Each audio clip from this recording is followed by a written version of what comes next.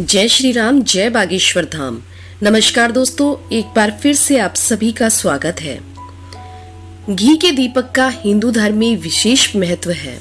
आपने देखा ही होगा कि हर देवी देवता की आरती, पूजा या अनुष्ठान के समय दीपक जलाया जाता है। धार्मिक मान्यताओं के अनुसार दीपक जलाने से वहां का वातावरण शुद्ध और सकारात्मक हो जाता है। दीपक मिट्टी और आटे इन दोनों के जलाए जाते हैं। दोनों ही दीपक का अपना अपना विशेष महत्व है।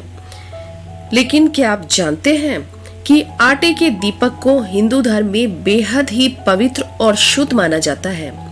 मान्यता है कि देवी देवताओं की पूजा में आटे के दीपक को जलाने से हर मनोकामना पूरी होती है। तो दोस्तों, वीडियो में आगे बढ़े उससे पहले आप अपनी पूरी सच्ची श्रद्धा के साथ कमेंट बॉक्स में एक बार जय श्री राम, जय बागेश्वर धाम जरूर लिखें।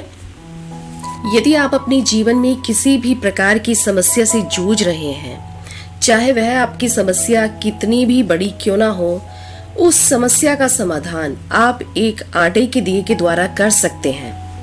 आटे के दिए का प्रयोग बहुत बड़ी कामना की पूर्ति के लिए किया जाता है। आपने देखा होगा कि मंदिरों में अक्सर आटे के दिए जलाए जाते हैं। आटे के दिए अक्सर मन्नत मांगने पर जलाए जाते हैं। अन्य दीपक की तुलना में आटे के दिए को बेहद ही शुद्ध और पवित्र माना जाता है। और यदि आप किसी भी मंदिर में जाकर आटे का दिया जलाते हैं, चाहे आप वह किसी भी मनोकामना की पूर्ति के लिए जला रहे हैं, आपको माँ अन्नपूर्णा का आशीर्वाद स्वतः ही प्राप्त हो जाएगा। यानी आपकी वह मनोकामना तो पूरी होगी ही होगी, साथ ही साथ आपको माँ अन्नपूर्णा का आशीर्वाद भी मिलेगा।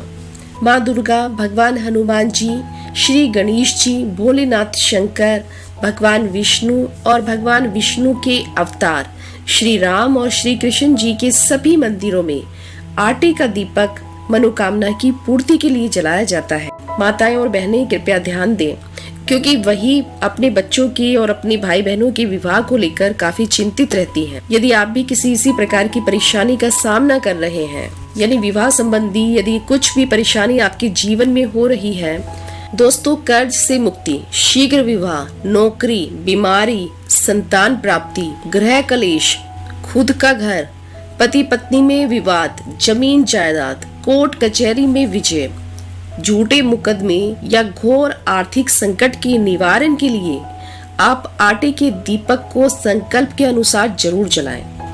यानी कि आटे का दिया इतना महत्वपूर्ण और इतना शक्तिशाली है कि यदि आपकी किसी भी प्रकार की समस्या है तो आप यह आटे का दिया जरूर जलाएं। और आप विश्वास कीजिए, आप जैसे ही आटे का दिया मंदिर में जलाएंगे, तुरंत के तुरंत ही आपकी समस्या का समाधान होने लगेगा।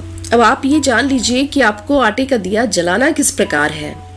आटे का दिया जब भी आप जलाना आरंभ करते हैं तो आप उसे या तो घटते क्रम से जलाएं या फिर बढ़ते क्रम से जलाएं।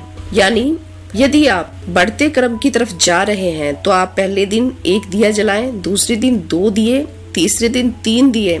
इसी तरह से आपको 11वें दिन 11 दिए जलाने हैं। और यदि आप घटते क्रम से जला रहे हैं तो आपको पहले दिन 11 दिए, दूसरे दिन 10 दिए, तीसरे दिन 9 दिए और इसी प्रकार से आपको 11वें दिन 1 दिया जलाना है। यानी कि आप अपनी इच्छा अनुसार घटते या बढ़ते क्रम किसी भी प्रकार से दिए जला सकते हैं। आटे का दिया बनाने के लिए आप आटे में 1 चुटकी हल्दी डालिए। उसके बाद उस आटे को गूंथ लीजिए। आटे को आप थोड़ा सा टाइट ही रखिएगा, जिससे कि आपको दिए का आकार देने में आसानी रहे। आटे को गूंथने के पश्चात आप थोड़ा सा आटा लीजिए और उसे फिर दिए का आकार दे दीजिए। दिए का आकार देने के पश्चात आप उसमें घी या तेल की बाती डालकर जलाएं। मन्नत पूरी होने के बाद आप एक साथ आटे के सारे संकल्पित दिए मंदिर में जाकर जलाएं। यानी कि आपको 11 के 11 दिए मंदिर में एक साथ जलाने हैं। जब भी आपकी मनोकामना पूरी हो जाती है तब आप मंदिर में जाएं और 11 दिए एक साथ जलाएं।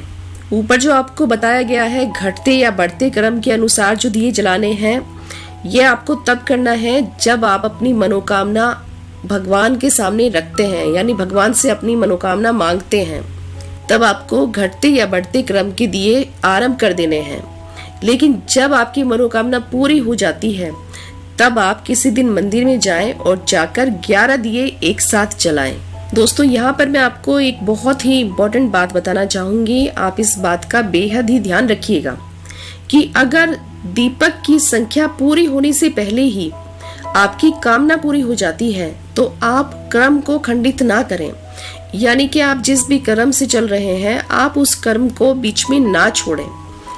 यानी कि यदि आप घटते क्रम से चल रहे हैं या फिर बढ़ते क्रम से चल रहे हैं तो आप वह अपना नियम पूरा करें, उसको बीच में अधूरा ना छोड़ें और संकल्प में माने गए दियों को पूरी तरह से जलाएं। आप इनको जलाने के लिए किसी भी अच्छे दिन का चयन कर सकते हैं। यानी कि आप किसी भी शुभ वार, शुभ मुहूर्त और शुभ चौघड़िया में दीपक जलाने का प्रण कर सकते हैं। हर दीपक के साथ आप अपनी मनोकामना जरूर दोहराएं। आप जिस भी इच्छा पूर्ति के लिए दीपक जला रहे हैं, मन ही मन में हर दीपक के साथ आपको अपनी वह इच्छा भगवान के सामने जरूर रखनी है। दोस्तों, ये आटे का बेहद ही अचूक और शक्तिशाली उपाय है। बस आप एक बार इस उपाय को करके देखिए, आपको आपकी सभी परेशानियों से 100% छुटकारा मिल जाएगा। दोस्तों, यदि आपको हमारे द्वारा दी गई ये जानकारी पसंद आई हो तो वीडियो को लाइक और चैनल को सब्सक्राइब करना ना भूलें। कल फिर आपसे भेंट होगी इसी प्रकार की अन्य जानकारियों के साथ। जय श्री राम, जय बागेश्वर धाम, सीताराम, राधे श्याम।